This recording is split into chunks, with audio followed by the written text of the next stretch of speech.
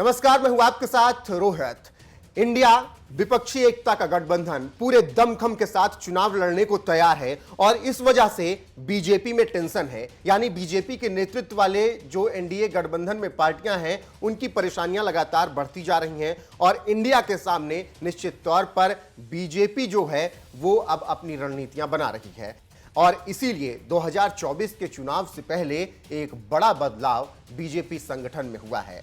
जी हां, राष्ट्रीय अध्यक्ष जेपी नड्डा की टीम में 38 नए चेहरों को शामिल किया गया है और इन चेहरों में राजस्थान, मध्य प्रदेश, उत्तर प्रदेश और साउथ के कई नाम शामिल हैं, जो कि ये बताने के लिए काफ़ी है कि इंडिया से टक्कर लेने के लिए एनडीए अपनी रणनीतियों पर काम करना शुरू कर चुकी है। आपको बता दें कि प्रधानमंत्री नरेंद्र मोदी लगातार इंडिया विपक्षी एकता गठबंधन पर तंज कस रहे हैं और उसके खिलाफ किस तरीके से 2024 में चुनाव लड़ना है, इसके लिए रणनीति भी बना रहे हैं। इसी कड़ी में अब पार्टी के राष्ट्रीय अध्यक्ष जेपी नड्डा ने अपनी टीम का चुनाव भी कर लिया है। जेपी नड्डा की नई टीम में वसुंधरा राजे, रमन सिंह, कैलाश विजयवर्गीय समेत 38 नेताओं को जगह मिली है। इसके अलावा प्रोफेसर तारिक मंसूर को भी इस टीम में जगह दी गई है और सबसे खास बात यह है कि इस टीम में अल्पसंख्यकों को जगह मिली है, जो कि ये बताने के लिए काफ़ी है कि पसमानदा मुसलमानों को अपनी तरफ करने के लिए बीजेपी कोई भी दांव अब नहीं छोड़ना चाहती है और इसीलिए एक बड़ी बैठक हुई केंद्रीय नेतृत्व की और उसके बाद जेपी नड्डा की टीम में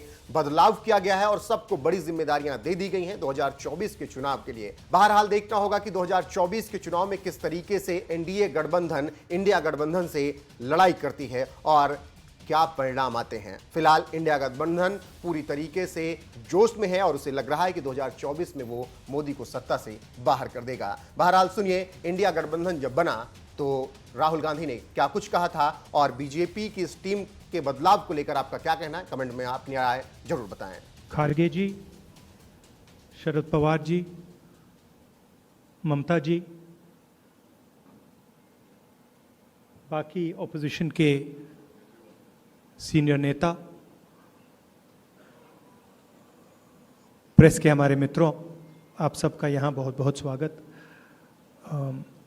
यह हमारी दूसरी बैठक है और बहुत प्रोडक्टिव काम हुआ आज, बहुत स्मूथली काम हुआ। लड़ाई बीजेपी की विचारधारा,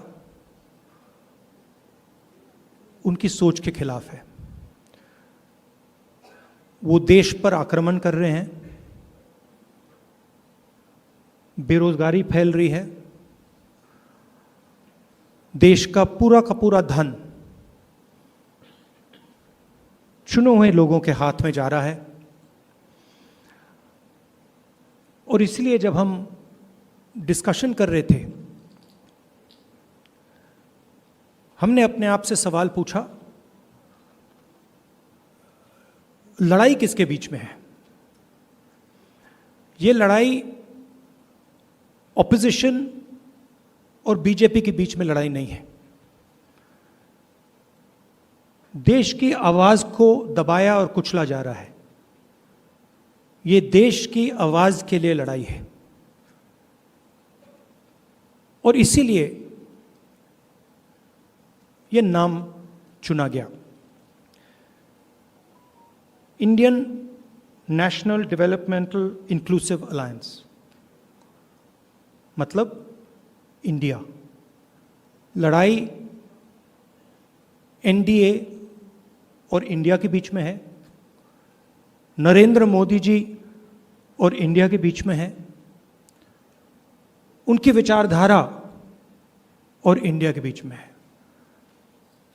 आप जानते हो, जब भी कोई हिंदुस्तान के सामने खड़ा होता है, इंडिया के सामने खड़ा होता है, तो जीत किसकी होती है, कहने की ज़रूरत भी नहीं है।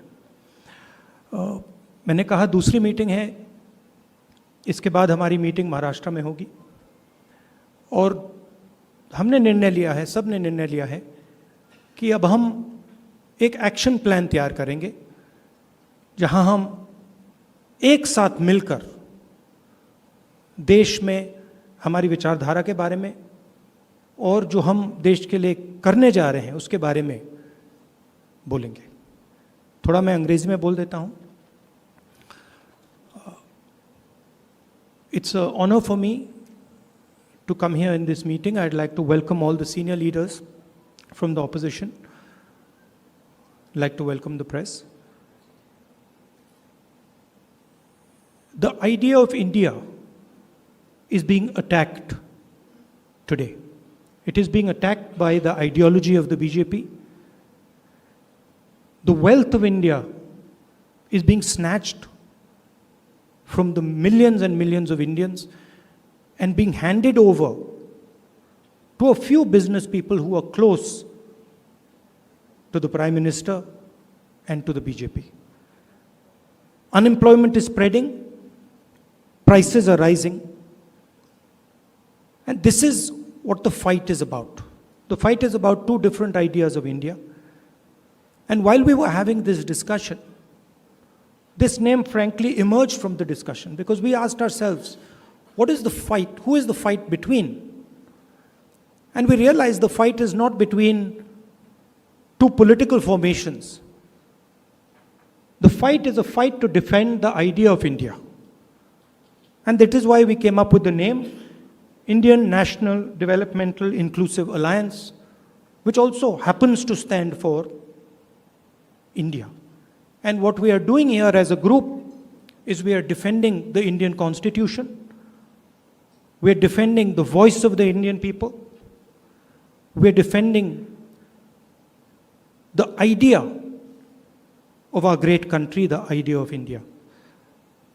You know what happens to anybody who opposes or tries to fight the idea of India. You can look in our history and you will see that nobody has been able to fight the idea of India. So I don't need to go into who is going to win this fight. This is a fight between the idea of India and the idea of the BJP. This is a fight between India and the BJP. It is a fight between India and Mr. Narendra Modi. Thank you very much.